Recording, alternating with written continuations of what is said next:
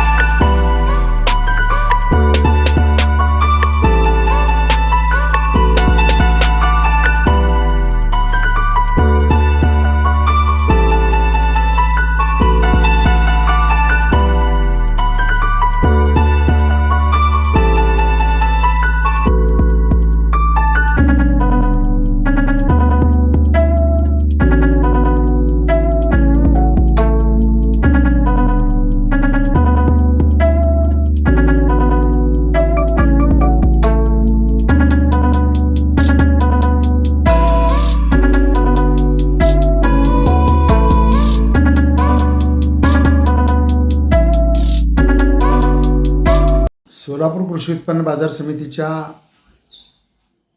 मागच्या 6 वर्षाच्या कालावधीत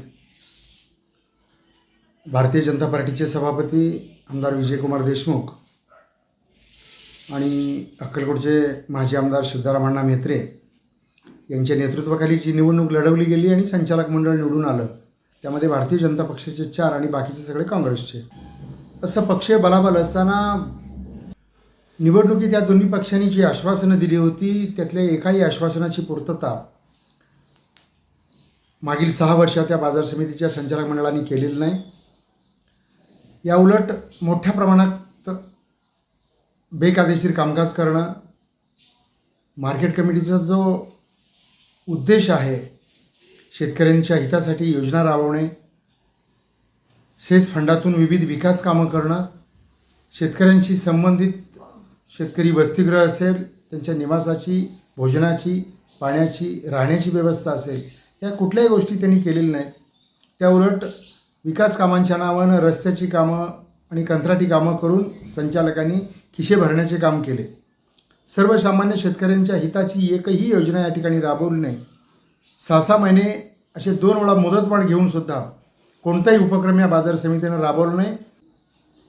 बाजार समितीच्या यंदाच्या निवडणुकीत मात्र दक्षिण सोलापूर आणि उत्तर सोलापूर तालुक्यातील या कार्यक्षेत्रातील सर्व पक्षीय नेते, कार्यकर्ते या सर्वांना एकत्रित करून सर्वपक्षीय स्वाभिमानी आघाडीची आम्ही या ठिकाणी स्थापना करत आहोत। या आघाडीमध्ये जे लोकप्रिय उमेदवार आहेत, या दोन्ही तालुक्यातील ज्यांना राजकीय वारसा नाही, ज्यांची प्रतिमा चांगली आहे आणि यापूर्वी कधीही त्यांनी मार्केट कमिटीचं संचालकपद आणि कुठलंही लाभपद भोगलेलं नाही, अशा लोकांना आम्ही आमच्या पॅनलमध्ये संधी देणार आहोत।